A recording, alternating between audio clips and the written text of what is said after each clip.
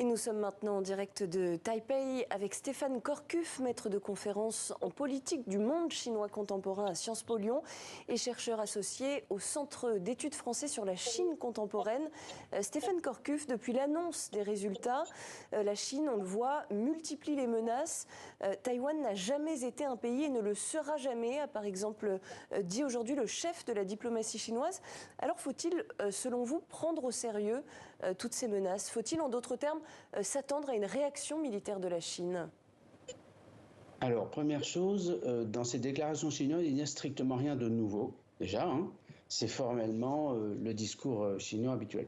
Deuxièmement, c'est un discours qui date depuis très longtemps. En fait, c'est le discours qui n'a jamais varié depuis 1949, la prise de pouvoir du Parti communiste en Chine, et qui a réduit finalement le régime précédent, la République de Chine, à l'île de Taïwan, qui existe toujours, mais qui n'est pas du tout reconnue par la République populaire de Chine sur le continent. Bon, donc il n'y a rien de nouveau. Comme il n'y a rien de nouveau, c'est pas ces déclarations-là en soi, ou leur contenu, qui vont nous amener plus ou moins vers la guerre. Deuxièmement, là, on a des élections qui sont passées.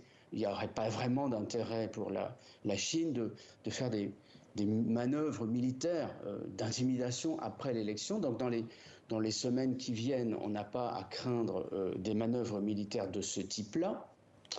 Par contre, la question se pose de savoir si la Chine pourrait vouloir faire un coup de force avant la prise de pouvoir du président élu, qui est le 20 mai. Mais c'est très compliqué sur un plan politique, géopolitique et stratégique. Et outre la pression militaire, est-ce que la Chine a d'autres moyens de pression, de déstabilisation de Taïwan? Je pense par exemple peut-être aux sanctions économiques.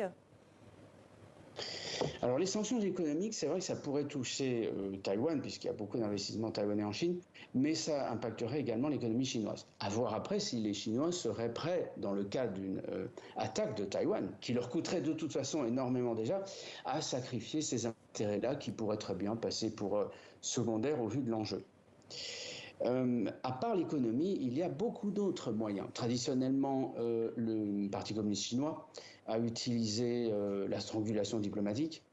Et puis tous ces relais d'influence dans le monde chinois et dans le monde plus vaste, avec cette façon très traditionnelle qu'a le Parti communiste de procéder, qu'on appelle le Tongjian, le Front commun, qui va essayer de mobiliser toutes les forces de la nation, qu'elles soient publiques ou privées, des associations, des institutions, le Parti communiste ou le gouvernement, derrière le même objectif, et là en l'occurrence, de réprimer quelque part l'image de Taïwan dans le monde, d'empêcher qu'elle se développe, d'aller contre toutes les actions que les Taïwanais peuvent faire en coopération à l'étranger pour être plus visibles, etc. Bon, ça existe depuis longtemps. Et la forme la plus palpable, c'est la strangulation diplomatique. Mais il y a des nouvelles formes.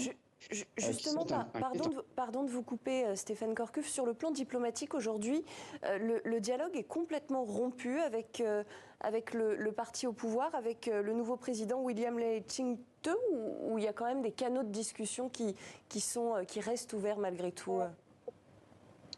Alors, il y a des canaux officiels et non officiels à Taïwan. Et les canaux non officiels sont intéressants parce qu'ils sont, disons, sous le contrôle de l'État, mais ce ne sont pas des ministères, donc ce sont des agences qui peuvent dialoguer avec l'équivalent d'ailleurs de l'autre côté du détroit, sans que ça apparaisse comme un dialogue officiel, alors que les deux États ne se reconnaissent pas mutuellement. Bon.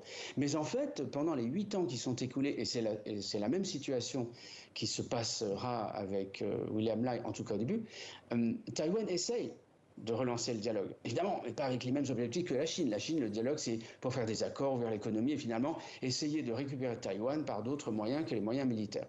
Mais Taïwan ne le veut pas. Donc la coopération économique, oui, mais à certaines conditions. C'est ce qui a poussé d'ailleurs les étudiants en 2014 à envahir le Parlement pour éviter qu'un accord soit effectivement ratifié qui ouvrait largement le secteur des services aux entreprises chinoises.